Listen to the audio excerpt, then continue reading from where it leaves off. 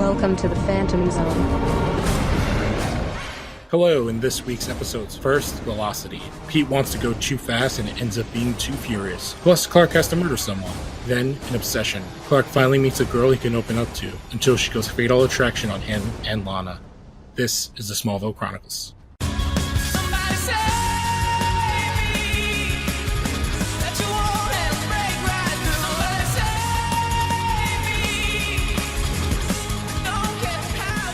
Hello and welcome back. I'm Lou Gonzalez. I'm here as always with my co-host Alan Muir.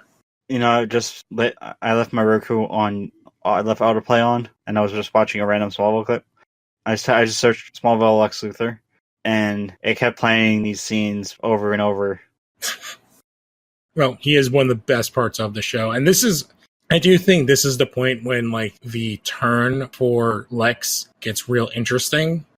This is when I think we start to see the true dark side of Lex kind of really take the forefront. Starts beginning here. Up until this point, he's been kind of fighting it better, but this is kind of the beginning of him kind of, getting more involved with Lana, getting more involved with the research side of things, with the meteor rocks, and, everything in... So our first episode is Velocity, which... for the most part, is a pretty terrible episode. It's a Pete, even though it's a Pete-centered episode. Oh god, yes, yeah. We were talking before we just started recording. This is the last Pete-centric episode, I believe. He's featured in a couple more fairly prominently, but this is a Pete-centric episode, and it is not good.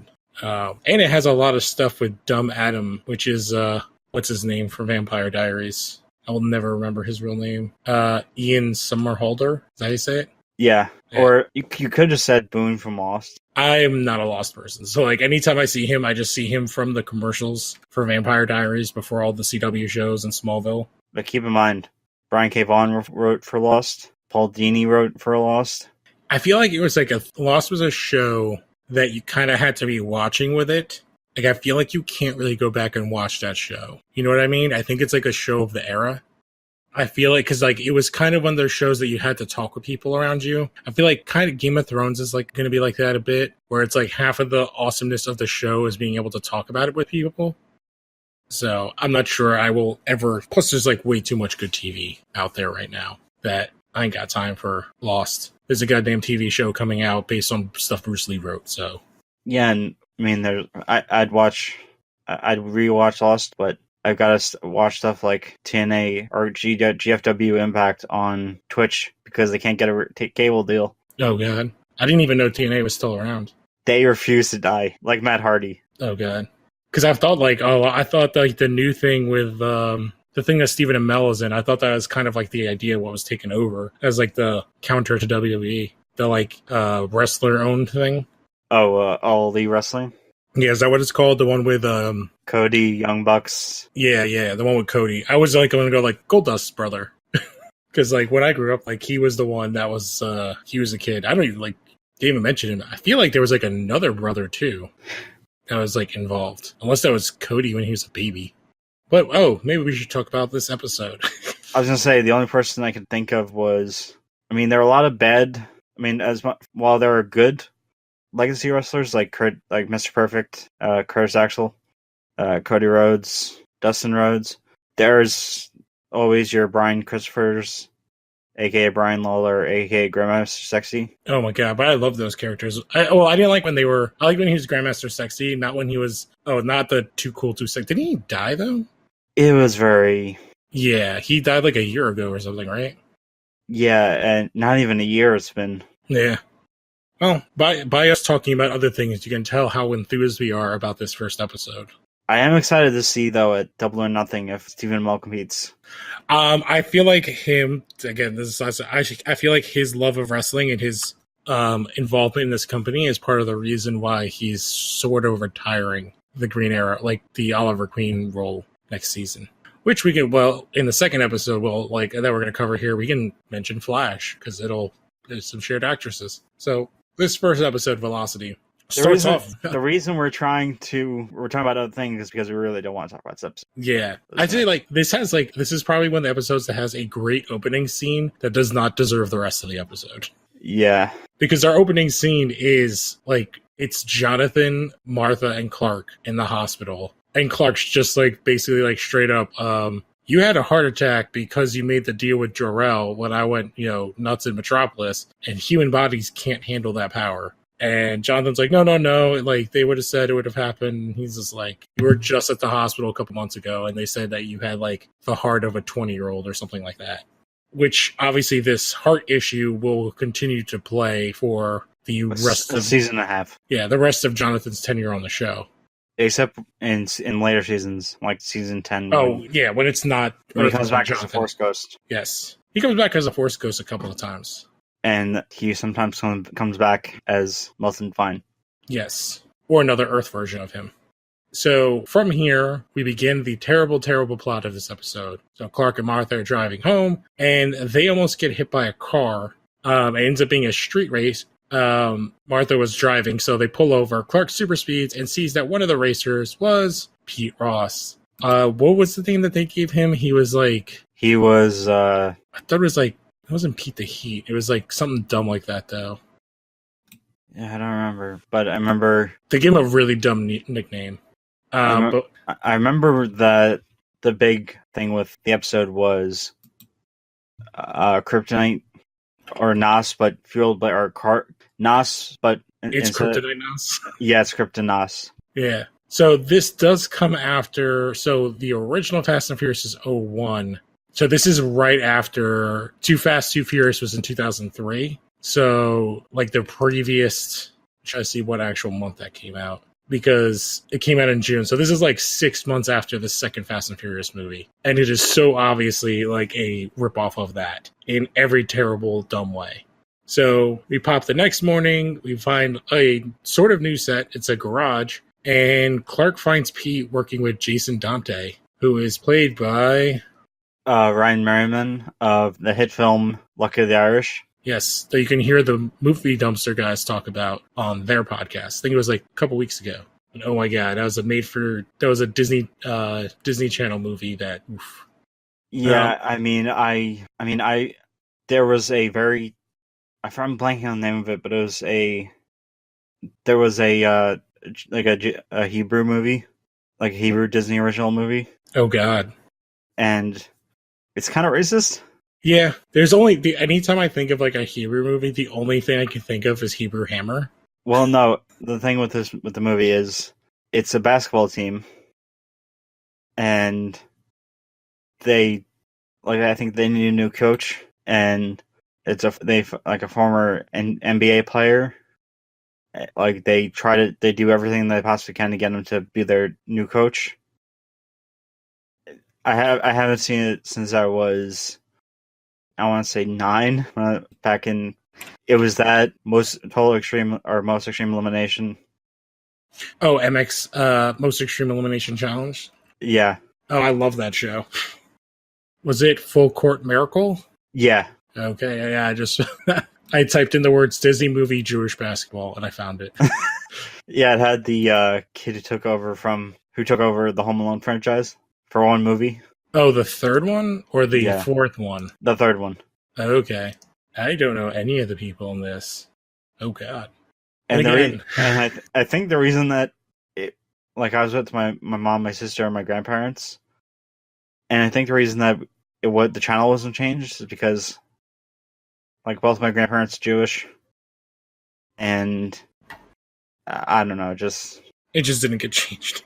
Yeah. And again, this episode's so bad that we're talking about a terrible Disney movie from the early 2000s, actually around the same time period. So yeah, like you were saying, they have the meteor rock Nas. Clark's like, you almost killed us last night. Pete's like, no, I didn't. I was in total control. I am awesome. I'm the best in the county. I've never lost. And Clark is being a complete fuddy-duddy.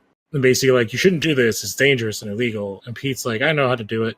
And then we cut to the storyline that we will only have to suffer through 4 more episodes, including this one. Oh, I guess 3 after this one, which is the Adam story. So he's in an apartment, and Lana visits him and is like, hey, there's this other guy, Chad, and he has all the same hobbies as you: karate, computer, piano. He died 5 months ago from a liver disease.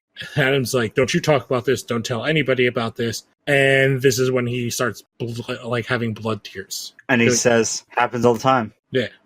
Which it actually was not a terrible effect. I thought it was interesting. And it's the only thing interesting about this character. So from here, we pop to the mansion, obviously. So Chloe goes to Lex, gives him all the information on Adam, the serum that she found that contains platelets, unlike any human or animal. I wonder where it could be from. Bum, bum, bum.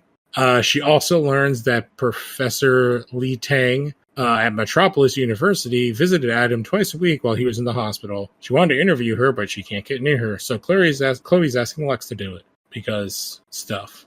And so this is when we jump back to Clark meeting Pete. He runs in front of his car and basically says there have been a ton of people that died because they're using kryptonite boosted fuel. And Clark's like, I will physically stop you if I have to. And Pete's just like, go to hell. And he has that moment where he tells Clark how life really is being.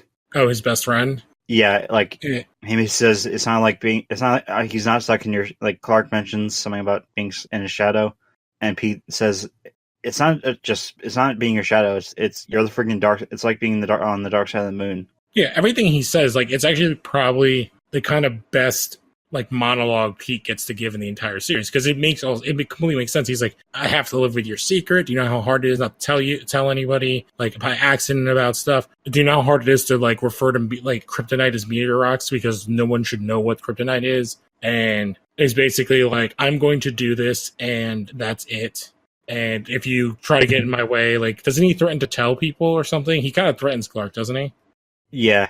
Right. So from here we jump back to the hospital. Clark's visiting Jonathan and basically is talking to him about Pete and kind of says yeah, I think I've been kind of taking Pete for granted, and yeah, I have been kind of just assuming that he's good with everything and not even thinking about it. And Jonathan does the usual Jonathan thing and is basically yeah, well, maybe you should go talk to him, which he totally doesn't. So we cut back to the awesome Fast and Furiousness, and Pete's about to race, and Dante tells him to take a dive because he bet 20 grand on the other guy to win. Pete doesn't listen, so Dante says, I will kill you if he doesn't give him the keys to the Mustang and pay back the 20 grand that he lost. Not just that, and he has to stay away from street racing forever. Yes. And basically Pete freaks the fuck out.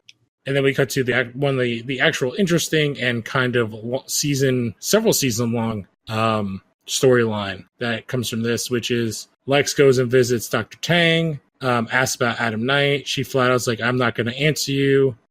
He asks about where the blood platelets come from, and she doesn't she doesn't give him any answer, gives him the runaround. So Pete shows up to the farm to visit shows up to the hospital to visit Jonathan and tell Clark about his troubles with Dante. Clark tells him to lay low and goes to look around Dante's barn. He figures out that there's license plates and VIN numbers and takes them to Chloe, who discovers they're all from stolen cars. They go to Sheriff Adams, and then the sheriff's been after him for a while, and then they go there, and there's nothing there. And then P mentions that he has some of the deputies in his pocket. Yes. Yeah, because Sheriff Adams is pissed that nothing happened, and then when we see Pete, he got their shit kicked out of him, and basically he's yeah, Dante thinks I'm the one who called the sheriff, which he inadvertently did by going to Clark, and says if I don't come up with the money, he's going to kill my family.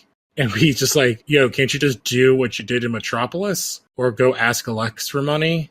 And he's just oh, I'm not going to go steal stuff. So he talks to Lex, and Lex is yeah, I can't just give you money for I'm your friend and I would help you. But you got to think, he does actually he kind of says a great kind of thing. He's you're a really good friend to actually even try to do this for your friend. But I have experience when it comes to this blackmail stuff. Yeah, if you give them more money, if you give them money, they want more, and it never ends. Yeah, but he also gives them kind of a good thing about friendship, asking for money, especially that much money, is a real test of a friendship and can really tell you. And it's an interesting thing because it's both referencing Clark's relationship with Lex and with Pete, and how deep his relationship with Pete goes, but also how strained it is. And at the same time, Lex is almost going I would totally do this for you if I knew it was for you, but I know it's not actually for you. and because you're just such a good guy, like I need to like help you by not helping you. And it's actually one of the better scenes in the entire episode because it's kind of Clark kind of gets put in his like kind of spot of like, yeah, like you can't do this for Pete because in a way, like if you do this for Pete, not only will like Dante never give up on Pete, but Pete will never, like it's almost like once he does this for Pete, he kind of will always have this kind of thing that Pete might ask for it again, like to abuse his powers. Because Pete straight up asked him to do what he did in Metropolis, to just go all Red Ring and just start robbing stuff. And it's like, that's how far down like Pete has gotten at this point. So from here, so Lex leaves, and then Clark, I believe he sees the keys for the Porsche, and then Just straight up steals it. Yeah, he drives it away and then brings it to the thing, and he's like, "Why don't you guys race head to head? And if you win, you get the Porsche, and if you lose, if Pete wins, the debt's settled. Pete's gonna drive the Mustang he always does. Dante's never lost a race. Clark is planning to use heat vision on the engine to sabotage it." And Pete's like, yeah, totally. Like, this is going to be awesome. It's going to work. And then Clark's like, are you fucking serious? Like, I've lied. I've stole for you from another friend. And I'm now cheating, helping you cheat to get you out of trouble. Like, he's Eddie Guerrero. Yeah, lie, cheat, and steal. Basically, he like is like, yeah, everything Lex said is like, it's just like, Pete's abusing the friendship to like the nth degree because he knows Clark's secret. So then we pop to Dante in the barn. He accepts the challenge. Pete drives the Porsche down to the starting line. Clark hears that Dante put a bomb in Pete's car that's going to explode when he hits 100 miles per hour. Clark tries to call it off, but then they hit him with like the kryptonite Nas thing, and then they shove him into the trunk of the Mustang. And this is when stuff gets really goddamn goofy, because this is when I have problems with like how they use kryptonite in the show, because sometimes like Clark's like basically comatose when it's around, and other times he can like kind of crawl around. And the same with other Kryptonians. Yeah, I remember the episode what was the episode with Van McNulty? Oh yeah, the when he was shooting him, it was like the second or third episode of the season. Not just when he was shooting him, when he went in and saved Lex.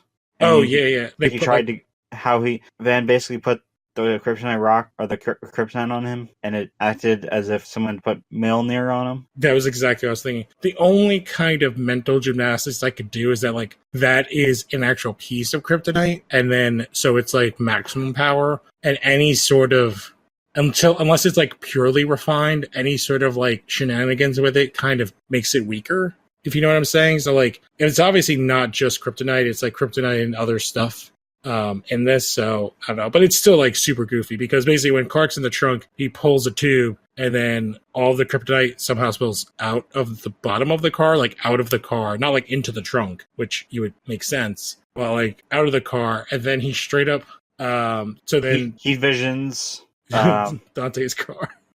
Yeah. Yeah, Pete's car like starts to slow down because it basically like screwed up the fuel line. Yeah, and then Clark heat visions I think like the back tires of Dante's car, and it basically like flips and like tumbles, and straight up like, again, they destroyed another car, but like he is straight up dead, and Clark killed the shit out of him. Like there's no two ways about it. Like that's like straight up manslaughter. Yeah, he actually caused it in two ways. Yeah, he lost traction on the fuel, and then, Clark takes out the tires, he loses traction, then crashes. Yep. And the way the car looks after... it's like a burning husk. It just... Yeah, and so then after this, then like Pete gets out and sees that Clark's in the trunk. He's like, oh man. And Clark's just like, dude, I just killed someone for you. You put me in this situation. You're an asshole. I need to bring back the Porsche, and I really don't want to talk to you. And like pieces out. And then we return to like the interesting story. So we're at the mansion. Professor Tang shows up. She's pissed at Lex because the university is threatening to revoke her tenure. Her funding has been revoked. And Lex is like, oh, you were conducting illicit drug trials without the permission of the FDA. I'm sure the feds will be happy to deport you back to North Korea. And she's like, oh, no. So like, I'll work with you. And he's basically going to send her to... Cadmus. Yes. Does he say Cadmus? But I know it is basically Cadmus, but that's what It's basically he does everything. Let's say it. Yeah, it's his catch-all kind of thing. He doesn't say the name until like way later in the series, like several seasons. Again, I know we got it in season 1, but yeah. So he basically sends her to his secret project. Cut to the other dumb story. So Adam wakes up from his nap. He's bleeding from the eyes again. He shoves a needle into his gut and opens the door. And now he's fine. And Lana's like, I kept promises. And then Adam, like, but I need an explanation. And Adam's like, no, go to hell. And then Lana's like, no, I need to know. And Adam's like, get the hell out of here or else. Yeah, real dick move. Yeah. And then we get Lex going to the farm. And it's basically like, oh, someone apparently stole my Porsche and then brought it back perfectly fine where it was parked. Did you know anything about that? And Clark's like, well, and Lex is like, look, I know you did it. I'm glad it's back, but like, you know, you really put our friendship on the line for another friendship. In which one of these friendships do you think is like worth it and more like a two-way friendship? And then we have Jonathan's coming home from the hospital and he tells Clark that he did talk to Jor-El and that he does think that is why his heart gave out, but doesn't regret it. But he does not tell Clark what Jor-El and him talked about, because I don't think we get that till like later on in the season. And Jonathan basically tells Clark, like, because they talk about the thing, that he's always going to make the right choices when the time comes. And then Clark is in his backyard. We're back at the farm. He's shooting basketball. Pete comes by and apologizes. And it's like, nothing like that will ever happen again. And Clark's like, not today, Pete. He's just like, yeah, okay, I'm glad that you're sorry, but I killed someone. And basically walks away and leaves Pete holding the ball. And then Wonderwall by Ryan Adams starts playing. Oh, God. So it felt like an episode of The OC. Yeah, this is like one of the episodes where it's like not soap opera. It's super soap opera-y. And it's basically like a second episode to kind of get Pete off the show, to like kind of end their relationship. So overall, I give this episode a D. The only saving graces are the two or three Jonathan scenes that are really short, and then like the 1 or 2 Lex scenes that are also really short. Everything else is pretty trash. There's a comic book character connection, and it's Dr. Tang. Oh, I had a feeling that she was connected to other things. No, not her. He. Oh, okay. It's a gender bent character. Yeah, there's a Dr. Tang at LexCorp, and he developed the process responsible for creating Bizarro. Ah, a character that we will see next season on this show, I believe. And he also oversaw the cloning of Lex himself. Tang ultimately died, and he was basically, him and his everything he did was erased to hide the evidence. Mm-hmm. But also there was a good quote that Jonathan had to Clark. As hard as this is for you to believe, not everything that goes wrong in Smallville is Clark Kent's fault. That's only partially true, and mostly not true. It's mostly has to do with Clark. I guess there's a lot of stuff that has to do with the Luthors too, but the Luthors are only there because of the meteor rocks. So, what would you give this episode as a grade? I'd give it a C-. Oh, you're nicer than me. Mainly because, like, the early seasons have or at least like when I was recuperating from my 2 spinal fusions in 2011, I downloaded, or I had downloaded a bunch of episodes of Smallville, a bunch of seasons, and I would go. My ritual was I would eat my dinner, get in bed, have my iPad leaning against my lamp, and I would put on an episode of Smallville.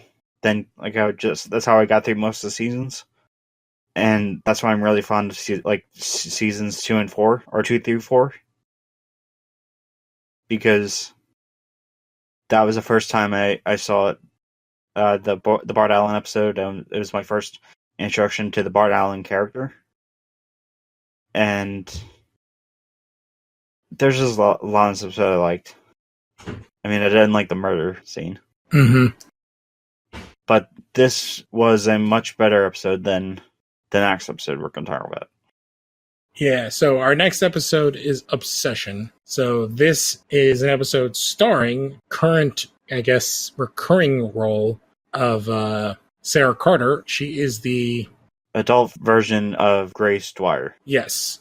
Don't want to spoil too much if you're not watching the current season of The Flash. But yeah, she showed up. She thinks she's been in like 3 episodes now, which is really interesting. And I do think there are a lot of things in this episode I don't like. This character does become a recurring character. She shows up again next season. But to start off, basically, we have a class trip going to Luthor Corp. Obviously, Clark and Chloe are there. They're joking about how, like, shitty Luthor Corp is, and the teacher's like, oh, we gotta separate you. And then Clark ends up taking a elevator with a young woman we've never seen before, Alicia. And they're riding down the elevator, the cable breaks, and in order to save them, Clark first heat visions out the security camera and then punches a hole through the wall and grabs the cable to stop it.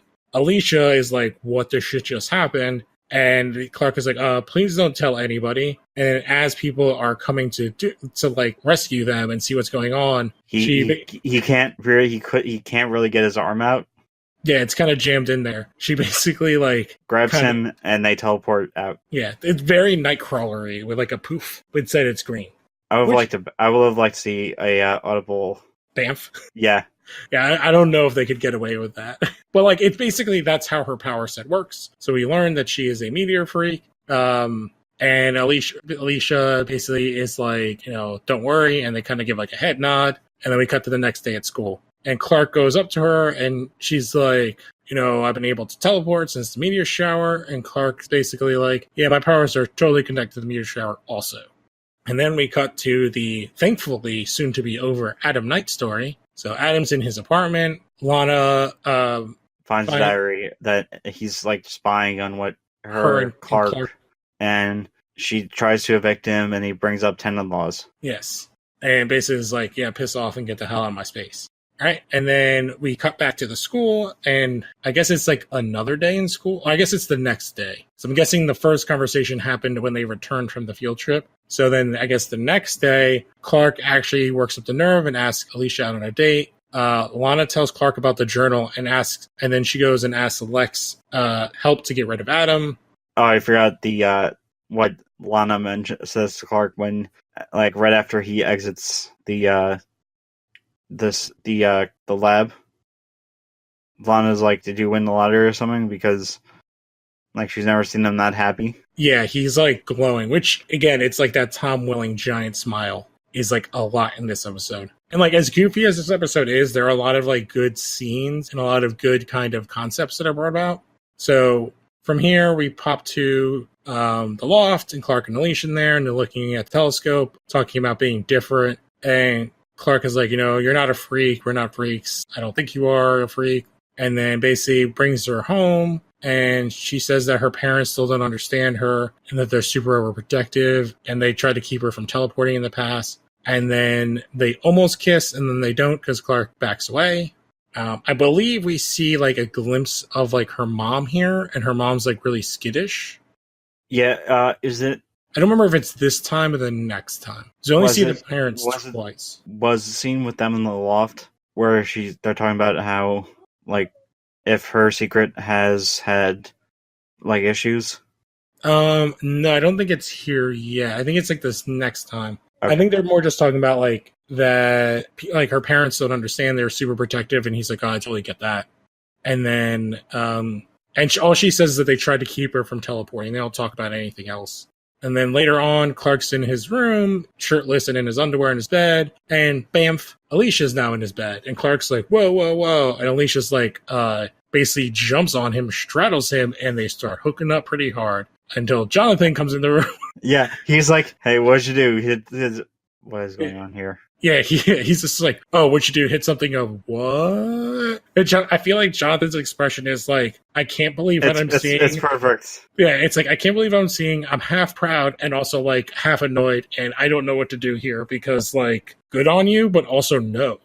It's like that weird like dad parent thing for like a son. So then Clark explains, and so yeah, his parents, he comes out and says, Alicia left, and I forgot whether it was Martha or Jonathan that said, Did she exit through the window?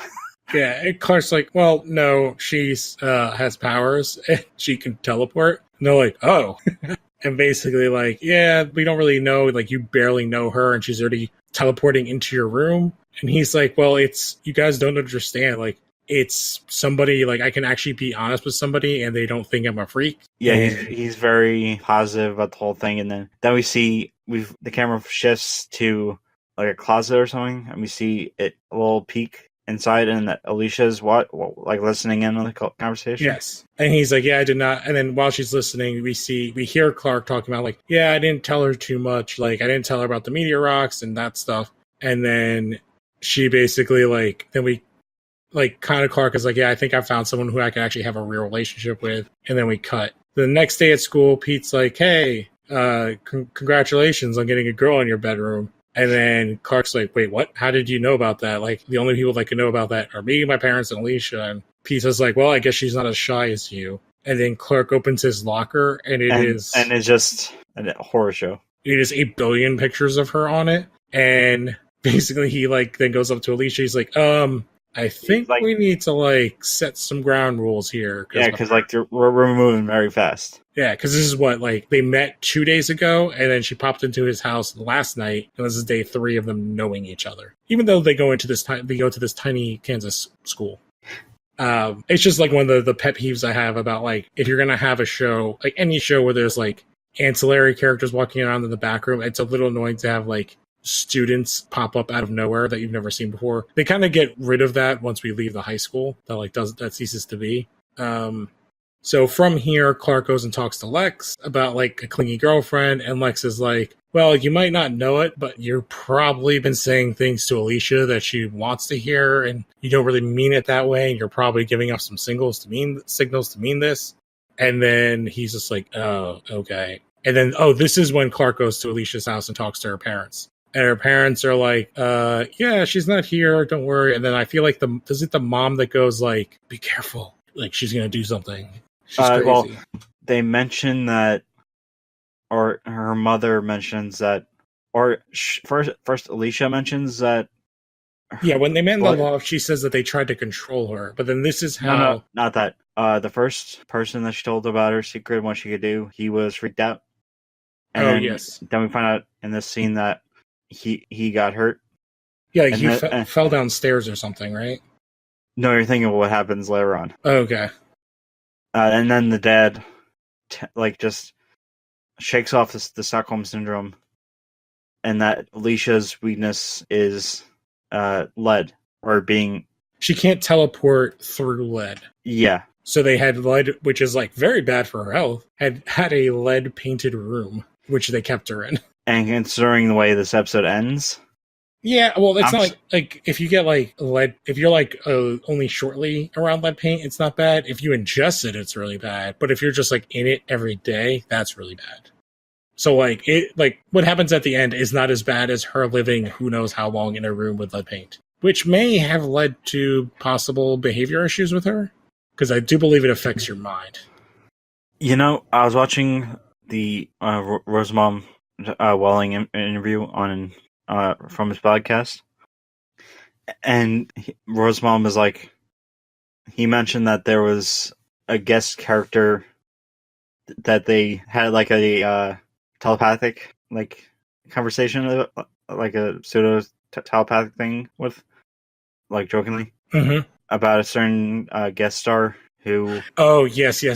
I thought it was her too, because he says something about like a cute blonde guest star. Yeah, and he said, and Razan was like, basically implied that Welling was like, if I wasn't married. Oh yeah, they definitely there was definitely like they talked about it, which I believe Welling got divorced from his first wife, right? Yeah, I think they talked about that. I feel like his conversation with both with Welling, with Hartley, and with Stephen Amell were all about how they all got married super young and then all got divorced. And are way happier now. Or everybody in their things are happier. The thing I liked about the Welling interview is that, or the Welling episode, he either texted or emailed, Rosenbaum emailed or texted Welling and said something like, like asked if they were exclusive or something.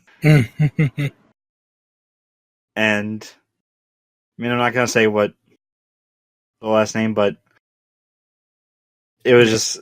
Yeah, if you haven't, you need to go listen. You should go check out Michael Rosenbaum's podcast, and especially check out that episode. I would also say the Justin Hartley one, the Stephen Amell one, the Dave Bautista one. Dave Bautista one is amazing. Also, James Gunn. The James Gunn one is really good because they talk about like a whole bunch of stuff.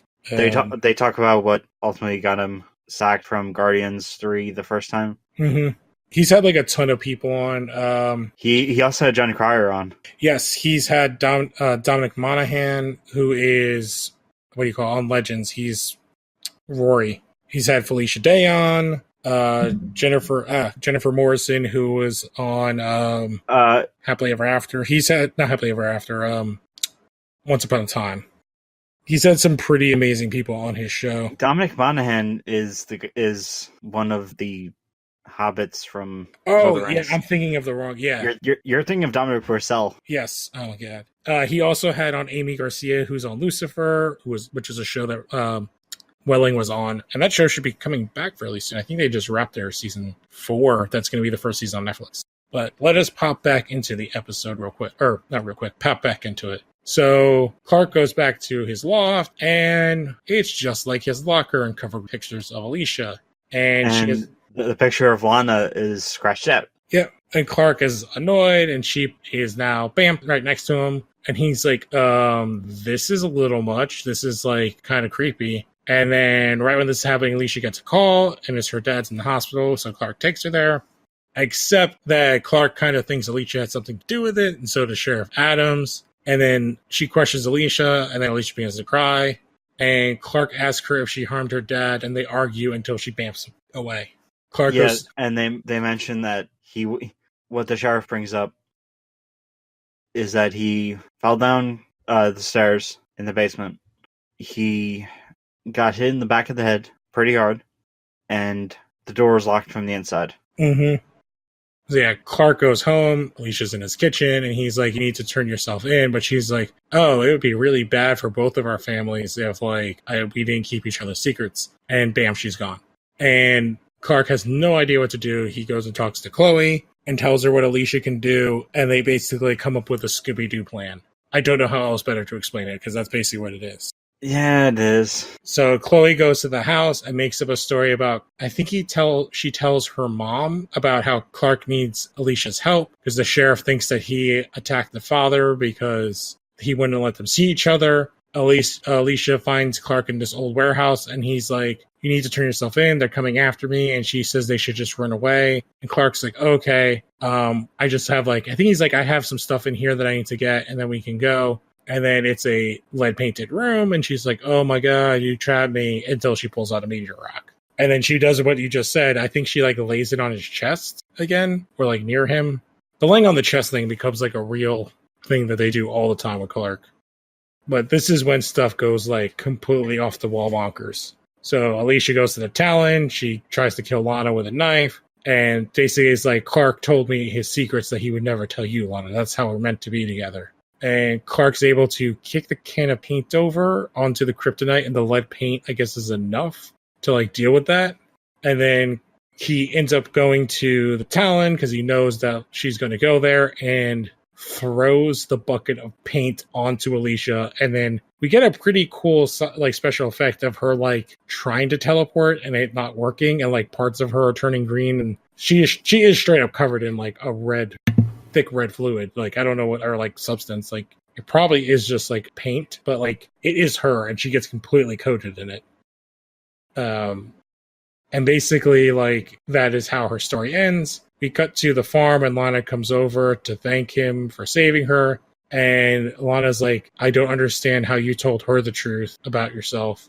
And she's also Lana says that Alicia told her that Clark told her the truth. She also mentions that Clark is still in love with Alicia, and Clark then goes and talks to Martha, and it's basically it's kind of the most meaningful relationship he's had because he didn't have to lie about who he was, really. He was able to be himself. Yeah, and Martha's like, I understand that, but that doesn't mean that she's right for you. When somebody's right for you, you'll be able to do all of that stuff and share yourself with them.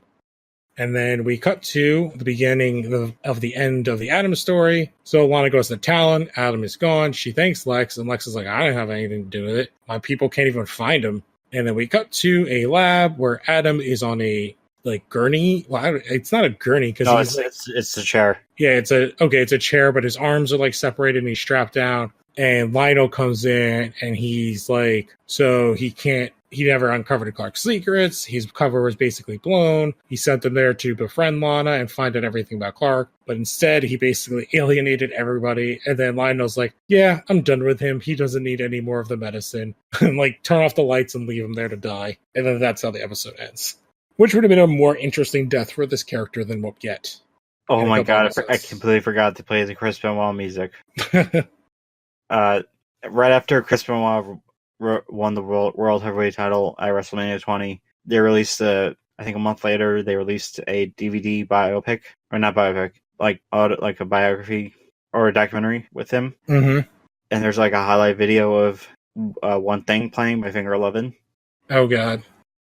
And I mean, I can see why. He had already won the Rumble at this point. This aired February 18th of 2004. WrestleMania was a month away. Yeah, I know. It's the thing with this show and the music is it's so dated most of the time. Most of the time it's really badly dated. And also everything you're talking about with Benoit is basically scrubbed from existence from WWE now. Yeah. But this episode was fine. Definitely better than the last episode. I would give it it's a C. It's very season 1 in many ways, being over sexual, and crazy power person. The writer of most of the Alicia episodes literally says in the Smallville wiki that she special these types of episodes are her specialty.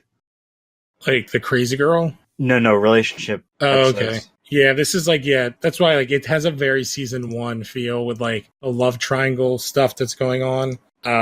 It is at least the Alicia story is interesting. Everything with Adam, and it does end up dumbly tying into stuff in later seasons, but it's still it's a momentum killer in the episode at every time it cuts to it. And the only reason it is there is because otherwise Lana would have no part in this entire show at this point, where her character story is, besides just being a damsel in distress for Clark, which she still ends up being most of the time.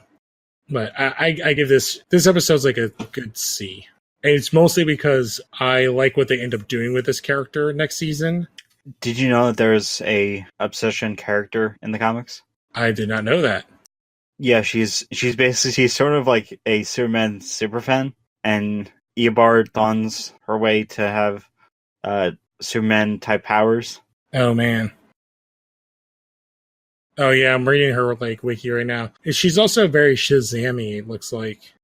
And I guess because this is she was a superwoman she became at one point. I don't know. But I do think this character and this idea of Clark actually being able to share his abilities with someone, it gets to the heart of the sadness that is Clark through the early parts of the series. Yeah. So I do like it for that reason. I do like her when she returns. I think the effects on her are great. It's really as goofy as her part is, it is ultimately all of the Adam garbage that is truly terrible in this episode. There's a deleted scene that I can see now why it was deleted. It basically just paralleled the Corp henchman abduct Adam by shooting him with a trank gun. Oh. I mean, I can see why they didn't keep it in the episode, because the reveal of Lionel being behind it all is much more interesting as the cutoff for the end. Yeah. Oh, I did not realize that Chloe actually makes a comment about Alicia going all Glenn Close, which, I said in the intro, is Fatal Attraction. So yeah, this is a pretty good episode. I do think the next 2 episodes are. All right, let me try. The next episode is a good episode. The one after that is a not good episode, except for the fact that we never get to see Adam again. And a couple of really interesting scenes. So, and ironically, the next episode is written by the same writers as Velocity. Oh god. Well, the next one is not as bad. So, did you have anything before we jump to that? Like, real quick, did you have anything else to talk about in these 2 episodes we watched this week? I don't know how old Sarah Carter was when she did this episode, but man, it looks like she's cheated time. Oh yeah, she doesn't look like she's aged at all. Which I like her big whenever you click the episode, like it says that like star of what do you call it? Final Destination 2. I don't even remember her in that movie. Neither do I. She's been in like a ton of TV shows since then though. Falling Skies. Falling Skies, Numbers, CSI New York, a show called Rogue that I never heard of, Hawaii Five-0, and then now she is in The Flash. So, I can actually look up her age because I am on her IMDb. So she's 7 years older than me. Oh my god, she's 40 now, 39 now. So how this was 2004. So she would have been 24 in these episodes. So, yeah. And I was 10. Yeah, she is a couple years older than... She's 7 years older than me, and she looks much younger and better. So our next pair of episodes, we have Resurrection and Crisis. So Resurrection, basically, we get a Lazarus story that ties into the whole Adam thing, and then, which is actually a pretty good episode. The guest star, he was on Battlestar, wasn't he? Yeah, he was Boomer's. He played Boomer's husband, and he was also on Dollhouse. Oh, that's the Josh Wheaton show, right? Yeah, the show that is very clear. That is clearly an analog for acting. Oh, he was also in Supernatural for a couple years too. Yeah, he was also in Man of Steel. And he was in Mortal Kombat Legacy as Stryker. Yeah. Yeah, but he didn't do much. He didn't do much in. Yeah, he was Captain Hilo in Battlestar, which he did a lot of stuff in. Okay, I was right. Oh no, he plays 2 different characters. Yeah, I got confused when I saw his picture. I'm like, oh, like I remember this character, which is really goofy because it's the same. Like that program is what kind of has a lot of impetus in that later program too. Well, that's really funny and goofy that they did that. So, and then there's like. In the next episode, the other kid was also in Final Destination 2, along with a couple other Smallville alumni are in that movie. And the other kid was also the shitty brother to Iceman that called the cops. Wow. Yep. And then our second episode is Crisis, the final episode of Adam, which is time-traveling telephones. And the only interesting part about it is that Adam goes away, and we get a couple of like deep DC cut name drops for like no reason. Obviously with the title Crisis, but there's like a bunch of other kind of names that they kind of drop, like Metron and some. I think there's like 1 or 2 other ones, but yeah. So that kind of wraps it up for this episode. Guys, quick round of plugs. You can find me and Alan on Thursdays on this feed where we talk about comic books and crazy stuff. And then we also have the Legion of Toons show that's part of the Los Haro podcast empire, where we talk about all things animated. Our next episode is my pick, which is Undergrads. And our last episode was Ranma, 1/2. And then you have another podcast for Los Haro, which is Los Haro Games. Yeah, last episode was myself, Graydon Webb, and Emma Watkins Jr.